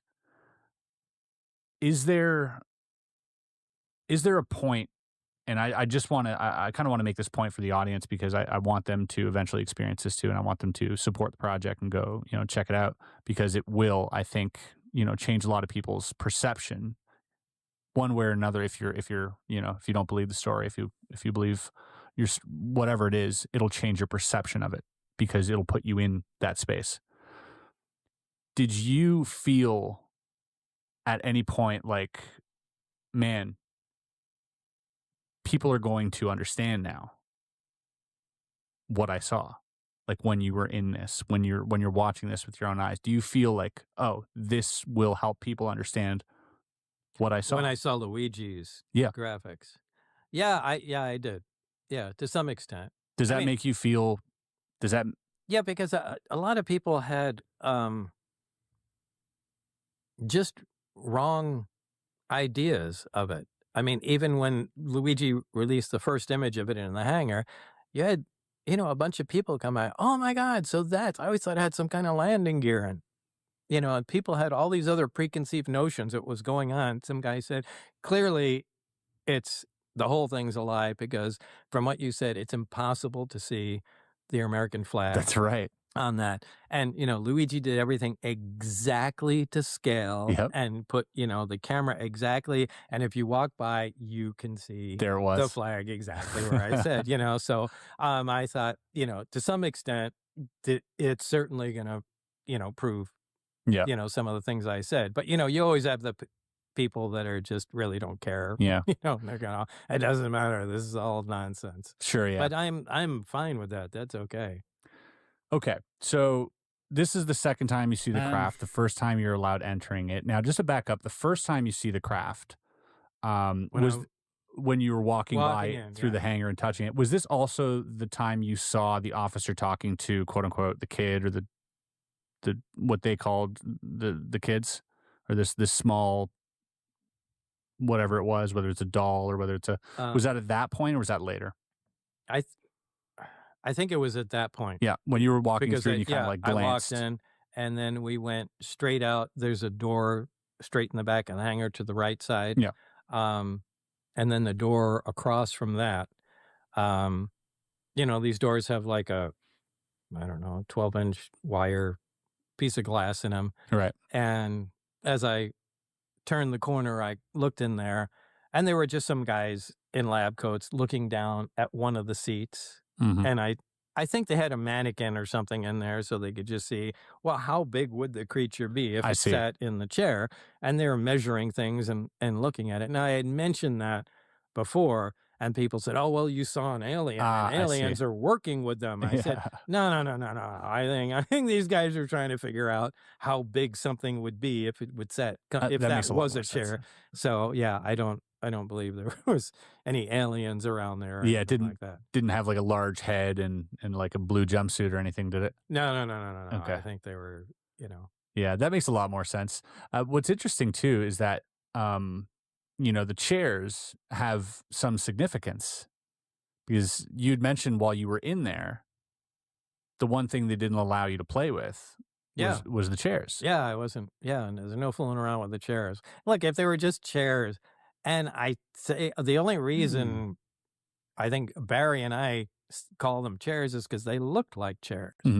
But again, I have no information about those. They may not have anything to do with being chairs. And when you really look at it, that's crazy. Look, there's 3 of them, in a triad formation. One of them, right in front of it, is the waveguide. Why would you ever put a chair? I mean, so you're going to sit there and there's going to be a pipe in front of your face.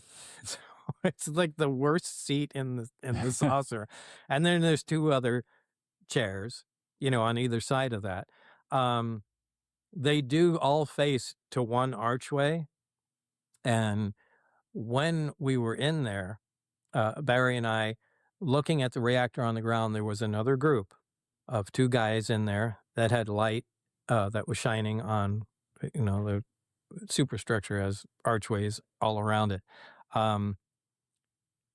And whatever they were doing caught my attention because one of those archways became transparent when they were playing around with it. So these seats were aimed towards that. So, was that a window? Could all the archways do that? Were those really seats? Or is it just a coincidence that they energized that and, Right. Was that also the archway that had the writing? Yeah. After it stayed clear for a bit, it turned blue, and then there was writing that looked, I don't know how to describe it, but if you look at Korean and if you make it italic, it looks something like that. Can I pull up a picture of some writing and maybe you can tell me if that looks like it? Okay, hold on. Because I just want to pull up some writing of another case that, so there's that. No. Different from this. Yeah, totally different from that. Okay. And then I have another. I'm taking this time because Chris Ramsey coming in with info. I think a lot of people would appreciate like some either confirmation or whatever, so you can stop speculating about their. But it's quite a thing, man. Also with this DMT experiment, where people look into this laser and they do see all these signs, symbols, almost also like, I think they just describe it looks like Japanese as well. So it's interesting. There's always seems to be some kind of like source code implemented into some things. Their own alien writing. This is from another sort of leak. I bet I could find it. No, not that either. Because this one does look a little more like Asian writing, a little bit more like kanji, or not quite it. No. Because there is the writing that you guys did on the Project Gravator. Yeah, it's much closer to that. Huh. It's not. Now, I'm not saying it's Korean. Yep. It's not. But there's lots of circles and lines. And the shapes were doing this kind of, right? Yeah. Also, which is that's so strange. It's weird in itself. Yeah. Yeah. Very alien. Very on par alien. But remember, they were playing with that system, so maybe that wasn't the way it was supposed to be. And at that point, you were drawn to it. Yeah, and then immediately again, pay attention to what you're doing here. That's not, that's not where you should be. Was Barry like, hey, don't? Yeah.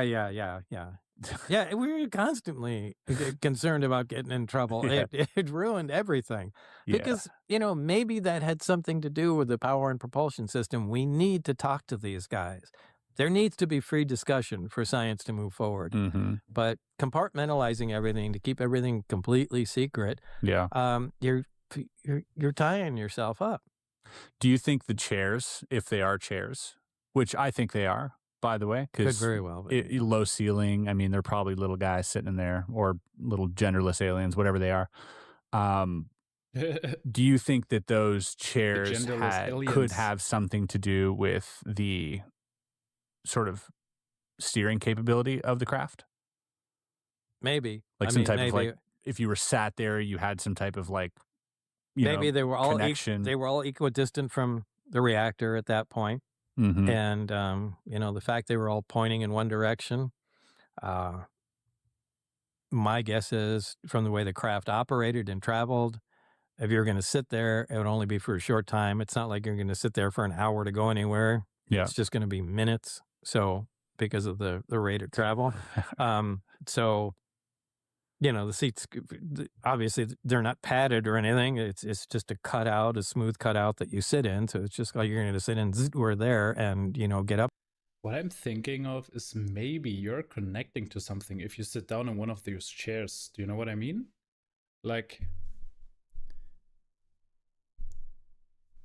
yeah, maybe if you sit down there, you're becoming one with the craft, right? Because people do talk about that this technology is kind of,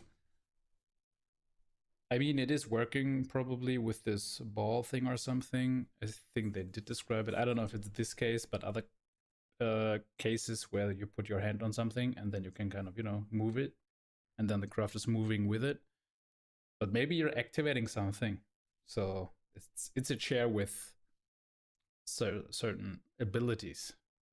Again, but maybe that the placement had something to do with controlling the craft. Yeah, because there are, I mean, you look back at like other crashes or alleged crashes that happened, whether it's Roswell or Aztec or these type of things. And Aztec, actually, there was some symbols in that craft that I might pull those up and show you those, because those might actually, now that I think about it. But it might also have something to do with, if there were, living beings and 3 of them, maybe the reactor only puts out a field so big to protect them from inertia. Oh, from getting kind of a bubble. Yeah, so they're immune to all the effects of the way the crafts operate, and they just need to sit there to be protected. Right. So it could just be that, just a place, just to sit for all the action to take place, and then you can get up and, we're there, everybody disembark. But that's interesting, though. So it's like they knew how to fly these things, obviously, to maybe a limited capacity, but they did know how to, like, the craft that was in the air that you saw was the same craft that you were in. Yeah. So, it wasn't like they needed you to figure out how everything sort of worked together. They had that figured out. Yeah, and look, we keep trying to put a pilot in there. Maybe there isn't. I mean, right, yeah. Look, our cars and, just recently developed flying cars and stuff are autonomous. That's Maybe right. that is. It has nothing to do with it. They sit in there and just run the program. We're home, or we're to Earth, or wherever you're going. Nobody needs to pilot anything. Maybe the fact that there were pilots in there doesn't necessarily rule out the autonomous theory as well. Yeah. They might be part of the craft. Yeah, that's true. That's true. Just a biological component. Okay.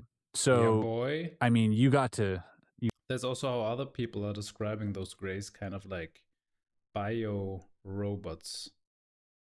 And there's this theory that maybe we are the grays, starting to disconnect ourselves from nature, no soul. I mean, look at where we are heading right now in terms of technology, AI. Dude, it's not unrealistic that we might become the grays if we continue living the way we do. At least some people, not everyone. But you know what I mean? Everybody that is like falling for technology and everything, at some point getting Neuralink into the brain, putting their chip in and stuff. It's, yeah, man. It's not that far-fetched, I feel like. You got to stand in the craft. You got to, what's interesting too is that, you'd mentioned the tripod lights before and how, when you were creating the craft with Luigi for the documentary, you got in there, realized, oh, there's no light. And Luigi's like, there's no light in there. How do we see? And you're like, right, they had a tripod light. You went back, you found the exact model that they used. Right. You put that, shined it, turns out doesn't really light up the craft much. But one thing that struck me from seeing that, and maybe you also felt this, but you had these stairs, right, that they rolled in to like sort of crawl into the craft. Mm-hmm. But then there's this orange extension cable. Yeah, I mean, there were Black & Decker extension cords everywhere, which kind of connected this thing to Earth, Yeah. It made it more real. Tethered it. Yeah, nothing's going to work without an extension cord to it. Yeah. But just to power the lights inside and other tools and things. Yeah. That was one moment for me seeing this that really cemented this, how far we are from what we're dealing with here, is that we have this orange cable just dangling outside of this pristine, beautiful, perfect craft. Yeah. This Ferrari of the universe, right? Yeah, we're not even worthy to dismantle it. Yeah. Right. Yeah, and we have this strange cable being plugged into a wall, and they're like, don't trip on that cable. Yeah. Okay, so you get to go in there, you get to play around with things. Now, you see the panel go transparent. I had mentioned to you before the podcast as well, is really, really interesting because in the Aztec case, again, I bring back the Aztec case, there was a witness at Wright-Patterson who had also seen the craft go transparent due to an injection of like high voltage. So again, this idea of like high voltage energy, a lot of weird things start happening, and he could see through the craft, but it was like blurry. Yeah. I mean, that kind of all fits because first of all, we know there's high voltage on the craft because it lifts off the ground. You can see it and we can measure it. So, there's a high voltage potential, on there. And, the craft wasn't perfectly clear. It was kind of looking like through a shower door to some degree. Not totally. Like refraction? No, just, that milky white, maybe sandblasted look or something like that. Just not translucent, not transparent. Right. Almost camouflage. Yeah. But I mean, you could see people out there. You just couldn't really identify them, so, Really interesting. Yeah. It's interesting because it's, as someone who's looking into this stuff, I'm piecing together like all these different things. And now I'm like, wait a second. Yeah. Well, you have knowledge of a lot more, other UFO info. I don't really follow any UFO stories or lore or researchers. So, you could probably plug more things together than I could for sure. Okay. So craft out of the way. We're back in the lab. We're doing some tests. Now there's something that I did want to touch on. There was 2 instances with some of the tests that you did that really, really stood out to me, and I'm sure stood out to you to a greater degree. One involved time dilation, it would seem, with a candle. Yeah. And the other was what only I can describe as like a miniature black hole. Okay, this is when Barry, we were working in the lab, and when he has the entire system connected together, so the gravity amplifier gravity emitter is emitting. Yeah. So it's producing a gravitational wave, and he can rotate the emitter, and the effect changes the output. So one thing he showed me was he took a candle and lit it and put it in the focal point of the emitter, and he turned it. And normally the flame is. Well, so apparently my camera did shut off for some reason. Maybe it is too hot. I think it is too hot. So I'll be back in a second when it goes down. This is weird. I'm gonna go to the toilet. See you in a second, guys.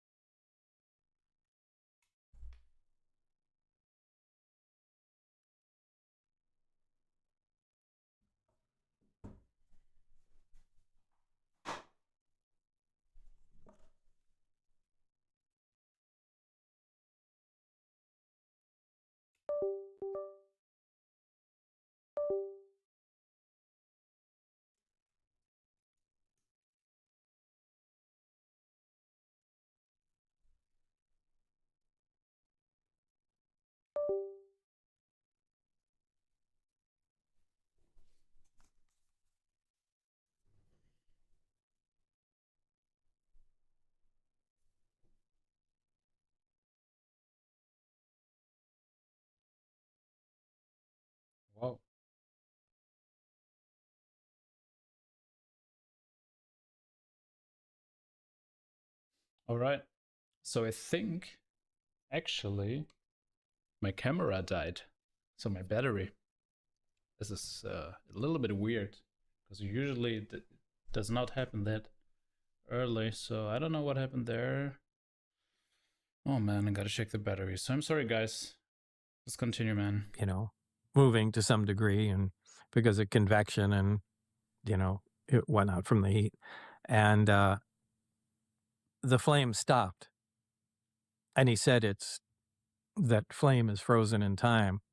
And I said, it can't be, because I can see it. If it was frozen in time, there wouldn't be photons emitting from it. He said, no, it's frozen in time. Look at it.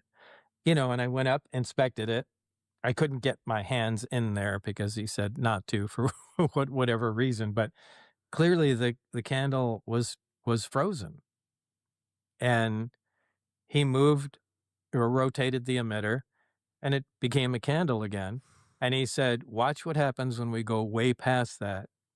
And he turned it at, now I can see if the emitter's sitting there and you can see across the table, you can see the other wall and our desks and that sort of thing. So he rotates the emitter further than he did before, and a little black dot, a little ball forms there. How big about? About like that. Like a baseball? Yeah, or maybe a tennis ball, something like that. Maybe even a little smaller. And he said, that's the light bending away from there. So I got right up to it, as close as I could safely come to it. And it was a completely dark spot there. It was like a little black hole, but it wasn't affecting anything else in there. I mean, if it was a black hole, there'd be books flying and things getting sucked in here. But it was just sitting there quietly, only bending light. And how can you do that, even if you had a machine that made gravity? How can you selectively pick photons to distort or move or attract to, and nothing else? So,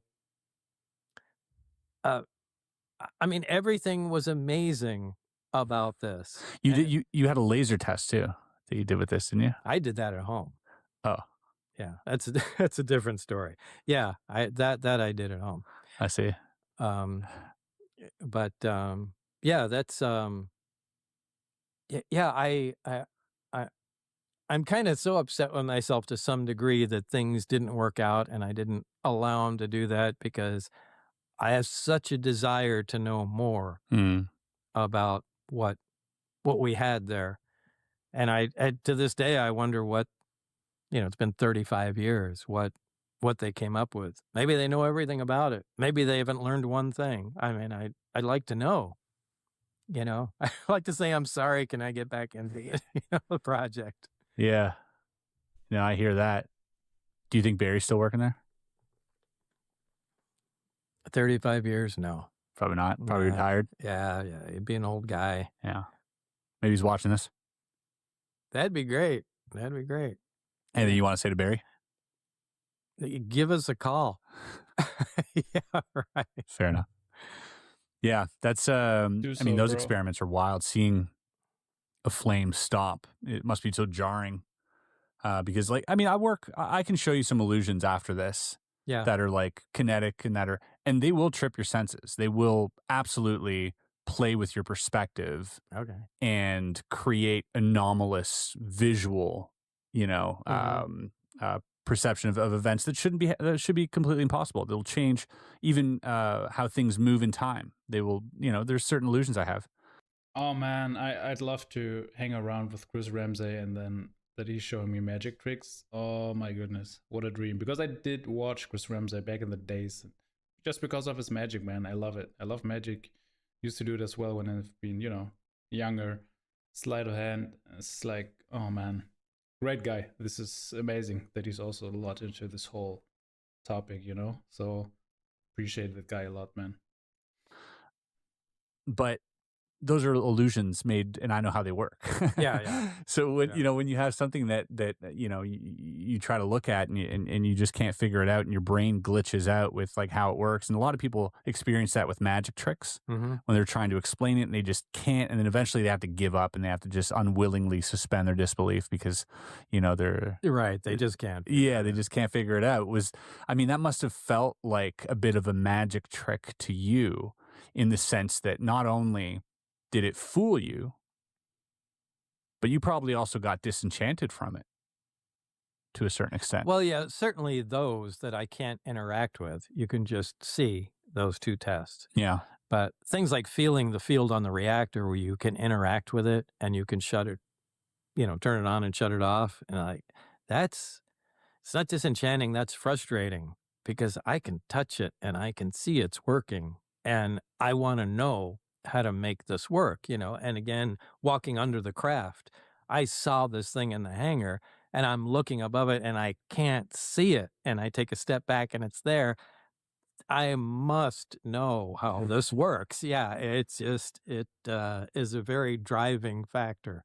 I can see that about you as well. As we walked in, I have this shelf filled with like knickknacks, puzzles, and just whizzing gadgets. It's kind of like a sort of toy factory over there, and I have all these little trinkets, and I could see you immediately as you picked one up, and I told you, oh, that's a puzzle.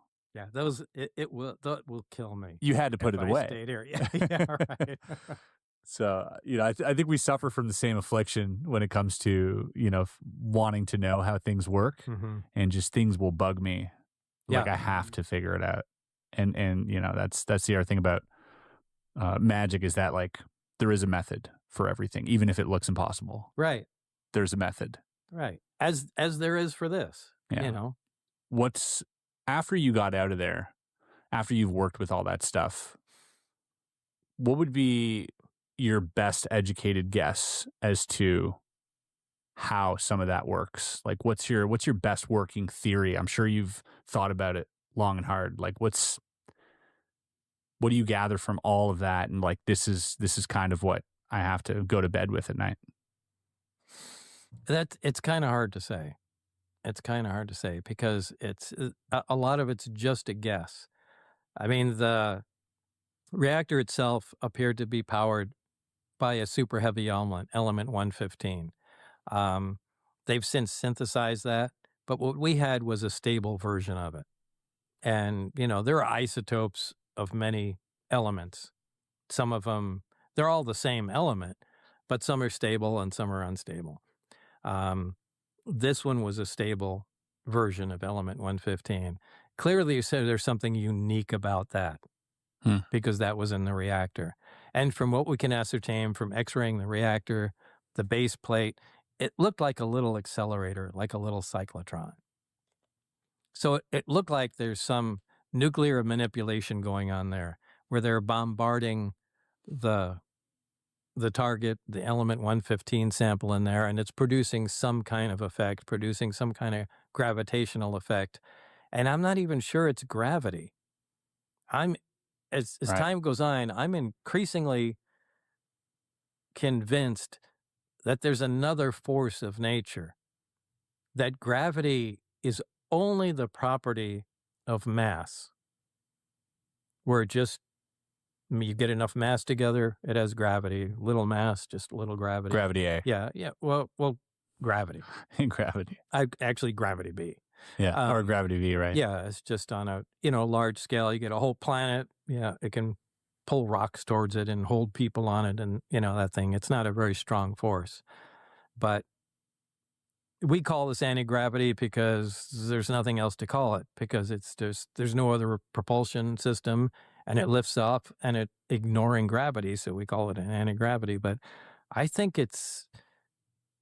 there's another force that we haven't discovered, and that's what this machine is taking advantage of. And I think we're just left to discover how it works, or even discover the force itself. But I don't think it's actually gravity. I think it's just another force that repels. So I don't know where to go with. Yeah, it doesn't sound like gravity, because if it would be gravity, it would behave in the way gravity behaves, right? So also to me, it gives me the impression that this device is kind of like canceling out certain frequencies, tapping into another frequency, if you want to describe it pretty simple. Especially hearing all these things also from like Mark McCandlish with the efflux liner, right? Talking about that it's creating this field around the craft. So I do get the feeling that it's just, creating its own field, which automatically cancels out gravitation, kind of even manipulating space-time, right? So they kind of describe it as it creates this bubble, and then you have the front and the end, and it's manipulating space-time in front of it. So it's kind of, automatically, just through manipulating space in front of you, you're getting this forward movement or forward motion. But because you're doing this, it's actually so fast that it's faster than light. So it looks so unnatural to us. And this is also why you don't hear anything. Why? Because, there's actually no, as we know, gravitational physical thing going on. It's just tapping out of our dimension, you could say. Or not dimension, but the normal physical laws of as we know them. Yeah, man, this is super interesting. I just I increasingly believe that's the case. Because it doesn't behave like gravity should. Like gravity shouldn't be manipulatable to that extent. No, and there's no evidence that gravity works that way. Right. So I think there's a good chance it's something else that works similar to it. Or that's interacting with gravity. Or interacts with it, yeah. But we just haven't stumbled on it yet. But, or maybe we have. Like I said, 35 years has gone by and there's been other people tinkering with that stuff. And I can only hope so. It's just I haven't seen anything flying around that works like that. Yeah. Man, I would give anything to see something flying around that works like that. Yeah. Well, yeah, but once you see it, you've seen it. Yeah. The drive you have, to know, and, boy, I'm really into UFOs. I like to see that, it's like really wanting to see a movie. I can't wait till the next Star Wars comes out. I'm so excited and all that, and after you see it, it's gone, once you see how the technology works and all that, and, people are, how come you're not, following this or going to UFO conventions and stuff? Yeah, the amazement's gone. I see what's going on. I got to touch it. I got to work with it. And, the only thing that's driving you is not knowing. But once you know, it takes the wind out of your sails. It's kind of like a magic trick. Yeah, there you go. But that's exactly like a magic trick, really. Yeah. Well, what I enjoy about magic now is being able to see it in others. That's why Barry was so excited. Yeah. Yeah. Right. He was able to show you the magic, and then ruin the magic for you. Right. All right, I got a little list of things I just want to get through real quickly about Gravator, about, all this stuff. This here, we pretty much ran through all of that. There are rumors, just to clear the air type deal. There are rumors that underground facilities at S4 existed. Were you ever aware of that? Was that ever brought up? Did you ever hear of that or see anything? I didn't hear or see nothing. No talk about it. Yeah. I can't say that they weren't there. No, yeah. I did not see them. I never saw any down staircases. I never heard a person talk about it. So cool. I just don't know. Great.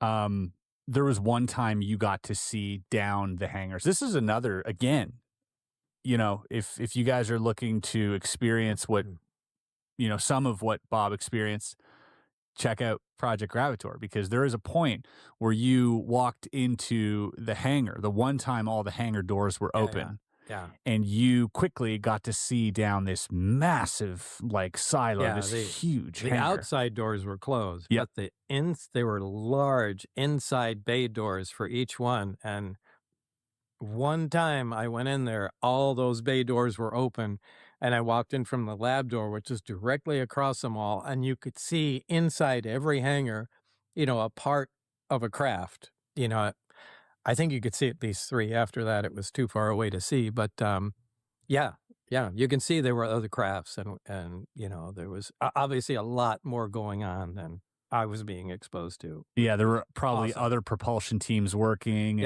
simultaneously. No doubt. You saw like this Jello mold one. Yeah, there was a Jello mold. There was one that looked like a carnival hat, which was just square, and that was standing up and had a hole through it, like it had been shot with a projectile from underneath, and the metal was bent up. And that one is said to be found in the water too, right? Yeah. The Navy is behind all this stuff. Yeah, it's I'm just fascinated with what might be going on in the water. I don't know if it was the ocean, a lake, or whatever, but what has the water got to do with all this stuff in the Navy? So it's I'm fascinated by that. Yeah, you would think like if a craft like this could have transmedium capability, right? This is what a lot of, what's coming out right now is that these things are able to travel not only through air frictionless, but through water as well. Yeah. It should present no problem at all. Then, would that stop at water? I don't know. I mean, would they be able to go through solid matter? Right. Maybe there's a limit, a density limit. Yeah. Maybe, liquid falls within that limit that you can penetrate through. Maybe if it increases, density increases past there, you cannot go through. Yeah. Or maybe it's free to they could go through mountains or, who knows? But that would even be crazier. Yeah. I don't know if I could think about that. Yeah, I don't even know what to make of that. But in the water, it seems like a good place to hide if you were... Yeah, since it's the planet's almost all water, you can hide an entire civilization down there and we'd never know. Yeah, you wouldn't have to go to the backside of the moon or to Mars or... No, especially if they could go deep. They can just hang out down there and they have no chance of running into us. Yeah, there's been some, lot of talk of that actually being the case. We had Lou Elizondo here on the podcast at one point. I'm sure you're familiar with Lou. But he had said as well that they had footage, apparently. This is OSAP or ATIP or I don't know, one of these programs that had footage, crystal clear 4K footage of a giant round mass traveling at 500 knots. And this is a massive thing, like bigger than, he's like the size of a city block. And it was traveling at 500 knots. There's like 500 miles an hour. Underwater. Okay. And this was spotted out by like an oil rig and like multiple witnesses and like top down footage of it. So I'm guessing satellite footage. He didn't want to divulge that, but put it together. He said it was round, so I assume it's from the top. So it's probably satellite footage. But yeah, this thing traveling. And then also Tim Gallaudet, who's a Navy Rear Admiral, also said that they had encountered large crafts moving at 400 to 500 knots underwater. That's unreal. Yeah. That's unreal. Yeah, so I mean... Especially something that size, we're not talking about a pencil moving at 500 knots, but a city block moving at that. You're not doing that without really advanced technology. Yeah.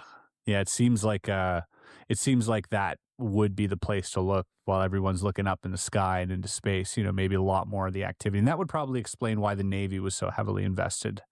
I think I'm just under the impression they happened onto it at one time and they were just, they had dibs on it. They ran into it in some way and it became theirs.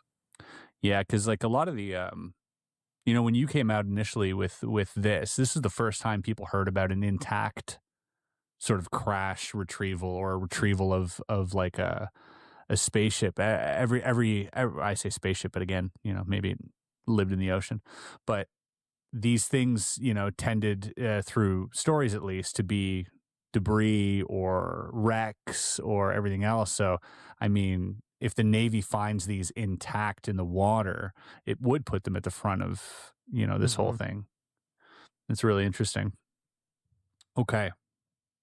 Last, I want to just ask you about a few people. Travis Walton, you're familiar with his story? Yeah. So what I find fascinating about Travis, other than his testimony, because I do believe I believe he's telling the truth as he knows it. I think Luigi, I think knows him well, or met him, and he sounds like an interesting guy to talk to. I hope to in the future at some point I get to talk to him. Yeah, well, I'd be honored to facilitate that event if ever you choose to. I'll move mountains. I think that would be really interesting, because one of the reasons is the craft that he describes. I mean, it sounds a lot like the craft that you worked on. Oh, really? Yeah. Even so much as sort of the arches. Now with his craft, he saw it. The only time he saw like the exterior was he was always under it. But it had those sort of like arches under it, right? When it glowed. So it was like glowing. And yeah, so there was, I've always thought that like you guys should meet and talk about this craft, because there might I'd like to. There might be some similarities. The second similarity of crafts, and this is where it becomes a little bit more contentious with, I'm sure, a lot of people out there, Billy Meyer. Oh, yeah. Yeah, you know, I've seen Billy Meyer images. Like, Luigi has a poster of one. I mean, one of them, come on, it looks exactly like the sport model. Yeah. It looks exactly like it. So you can't tell me that's a fake picture. It's impossible. Yeah, so, I mean, that's where it becomes, like, incredibly confusing with Billy Meyer, because you look at some of his other photos, and I'm sure that you feel this way too. Yeah, some of them are nonsense. You're like, what is this? Yeah. This is like almost like a... this is something I think a friend of mine, Gene Huff, called UFO researcher syndrome. You get some of these guys that are really into it, and they start bringing some facts forward and, you know, begin to get attention. They, you know, give lectures and things like that. And then, you know, maybe they had some initial sighting or information. They work for the Navy or Air Force or something. And, you know, it kind of dies away and they begin missing the attention. And then their story begins to expand a little bit. And, oh, wait, I forgot to tell you, you know, and, you know, their attention comes back and, you know, that keeps increasing. And then also the Martian said, you know, and then you have some, you know, ridiculous thing. And I think, my own personal opinion, I think Billy Meyer did have some sighting. You know, got some pictures that were authentic. And look, at the time in the 70s, there was, you know, nothing. There was a Polaroid, and it's not like you can fake anything. Yeah. You know, he got a lot of attention, a lot of press and all that. And he was just a one-armed farmer in Switzerland, if I recall. And, you know, just a lonely guy out there. Yeah. And all of a sudden he's in all the news and all that. And then that began to fade away. And I think the same thing happened. Or at least possibly that, wait, here's another flying saucer I forgot to tell you about. That looks like a cake, Billy, right? You know, and it has golf balls stuck to it and sitting in his driveway with a string attached to it. So, yeah, I mean, some of them look ridiculous, but I can't explain the similarity to, you know, the sport model. That's why I think I'm convinced that's an actual photograph. If I pull out, I have a book here. If I pull it out, could you point the one you're referring to? Yeah, sure. The Ramsey is ready, dude. You got everything you need, man.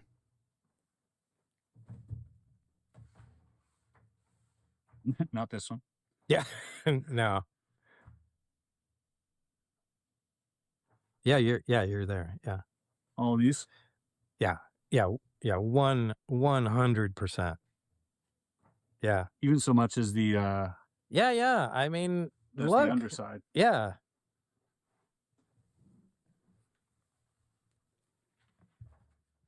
He's got quite a few. Yeah. Yeah, I'm sorry. That's it. Now, I mean, and I even mentioned that. I don't know if I got the amount of humps right. The rings. Yeah.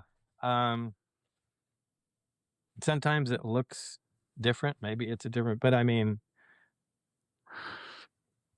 that's it. The sort of portholes or whatever those are. Yeah. Yeah.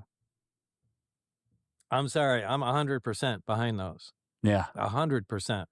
There's no way Billy could have gotten that without seeing it. Yeah.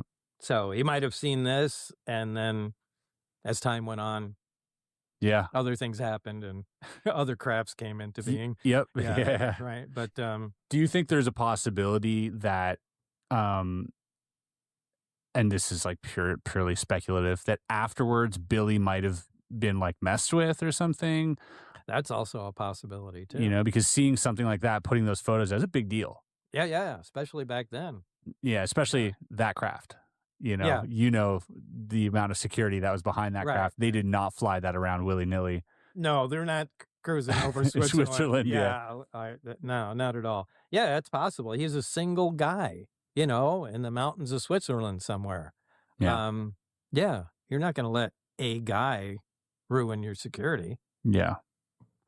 Yeah, that's always stuck out with me too, is that like it's such a bizarre thing, because you mentioned Billy Meyer in today's, you know, day and age, people automatically. Yeah, absolutely. And I mean, from what I've seen, some of the stuff just looks. Some of the stuff's ridiculous. Absolutely ridiculous. It's ridiculous. Yeah. And then there's the whole Semyaze, which again, I don't know, is it true or not? Like, you know, look at this. Come on, it's a hubcap with it's nonsense. Yeah. It's 100%. I could build a better UFO. Yeah. But then the original ones are so, and as a photographer, I love photography. I love it. Like, I mean, the composition and everything, like they were beautiful photos. Yeah. Like really, really beautiful photos. Yeah, but something changed. Yeah. So, but I don't claim to know what's going on. I just know that craft looks a lot like the crafts that I worked on. Yeah. I mean, 95%. Yeah. And how do you explain that? Yeah. Wow. Incredible. All right, Bob, I got a few questions from some interns. So we have this membership, and interns can ask questions to the guests. They don't know that they're getting to ask you questions as we're pre-recording this. This is, you know, only coming out later when the documentary is released.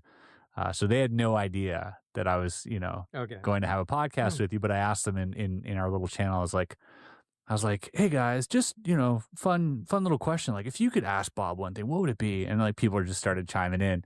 So I grabbed a few of those questions and I'm going to pull them up here. I have to just go turn this camera on. Give me 1 sec. Okay. Aren't those crazy? Yeah. Like here, some of them are really interesting because if you look at like, that one looks a little sus, but if you look at these ones, there's one right here. There's double exposure because the craft moved. Oh, that's interesting. I've never seen this book.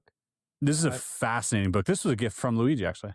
Really? Yeah. Oh, I mean, Luigi gave me I think he gave me a picture book. It's much thinner and has, you know, a few, not this many pictures. Yeah, the book looks really good, gotta say. But a few of. I'd love to take a look into the sport model. Yep. They referred to it as a sport model? I referred to it as a sport model, and everybody picked that up. Really? Yeah. After that, it was the sport model. It was the sport model. Does look like a sport model. Yeah. Yeah, I mean, that's something. Down to the antenna.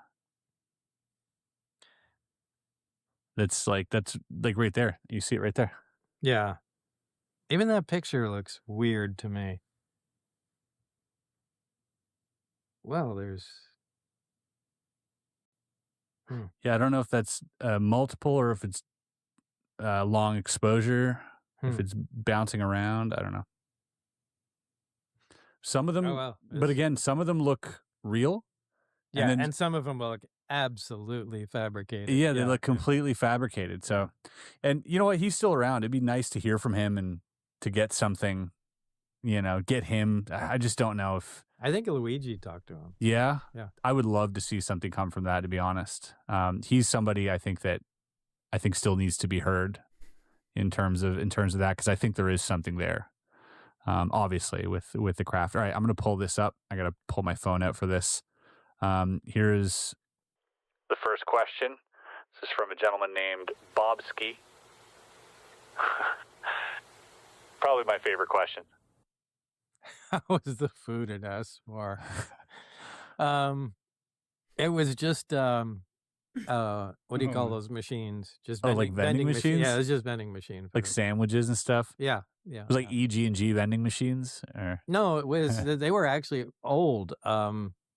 Just generic food vending machines. They had M&Ms and stuff in there, and one they had another one that gave you either coffee or this imitation chicken soup or hot chocolate, and they had ones that had some sandwiches in there. I never had a sandwich from there, but what was your go-to? My go-to was the crackers with the peanut butter in them. Oh, that's it? Yeah. Just crackers and peanut butter. Yeah. Low carb diet. We'll do all right, we got another one here. Yeah. This seems like a good question. This is from Hara.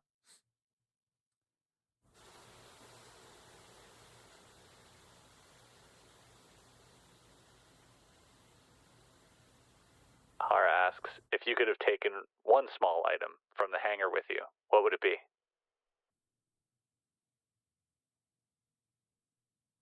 That's a tough one. From the hangar. Or from the lab.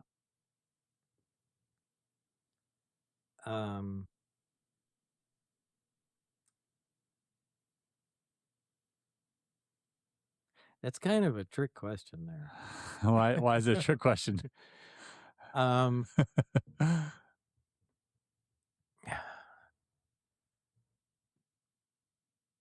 Boy, I just don't want to get into that. All right. Okay. All right. Yep. Yeah. Feel free. Yeah, that's fine. There was a story of a burger camera. Okay. Yeah. There was that. Yeah. But that wasn't in the hangar. Oh, that wasn't in the hangar. Yeah. Okay. Yeah. Do you want to tell that story? Yeah. Sure. I went at the time. It was later on in there. I went to Burger King in the morning, and at that time, there were no iPhones or digital cameras or anything. Everything was on film. And they had 110 film cartridges, which were small, about that big, and had a little round area on each side where the film would go. And Burger King had, I think if you bought a Whopper, they had a camera, which is just a very small piece that would just snap on to the 110 cartridge and turn it into a camera. So you could take pictures like that, but it only made it like maybe 2.5 inches long by 3/4 of an inch. So like a rectangle like that. And that I knew I can get into F4. So to fast forward a bit, my desk had hollow steel legs on it. Yeah, kind of like these. Yeah, almost. yeah. But with like holes in them? No. The bottoms were open because one of them had, the little plastic caps was missing. So I know it was hollow. So I actually managed to take a single picture of the craft by opening the door. And I put the camera in the leg, not knowing, because I wanted to see if I could come and go. But I never got to take it out again. So the camera and the picture are still at S4 in that leg. But wow. All right. Well, if anybody's working at S4 right now that's watching this, yeah, do us a favor, grab that camera, upload that picture. Yeah. We want to see it. Yeah. That would be so wild that the best picture of a UFO would be taken from a little like a fast food camera or whatever. I mean, actually, to answer the question, I may have already done that. Okay. Yep. Good enough.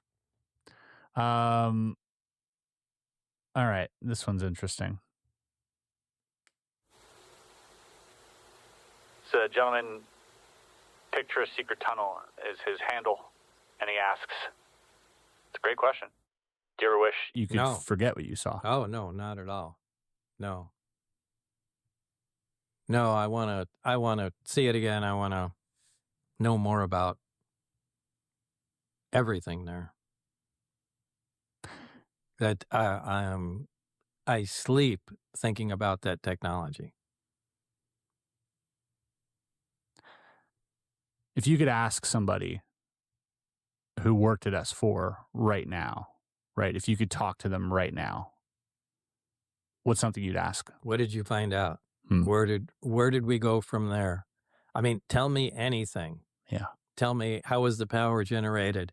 You know, how did the components communicate to each other? What range did they work at? Just tell me anything. Fill in any blank at all. It's like having a crossword puzzle with nothing in it. Just please put a letter anywhere and I'd be happy. So that's where I'd be. Anything, any word that came out of his mouth would be, I'd be super happy.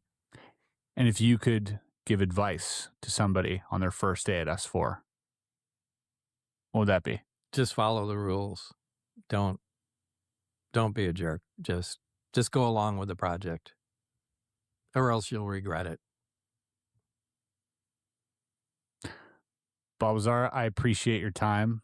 This has been, for me, just one of the greatest experiences of my career, getting to speak with you on camera. So well, thank you. Yeah, I'm very, very grateful that you were able to do this and that we were able to connect in this way. It means a lot to me, so thank you. I wish you luck with Project Gravator and S4, the Bob Lazar story. Thank you. And I hope that one day you get the answers that you seek. Me too. Would be Thank you, sir. amazing. Thank you.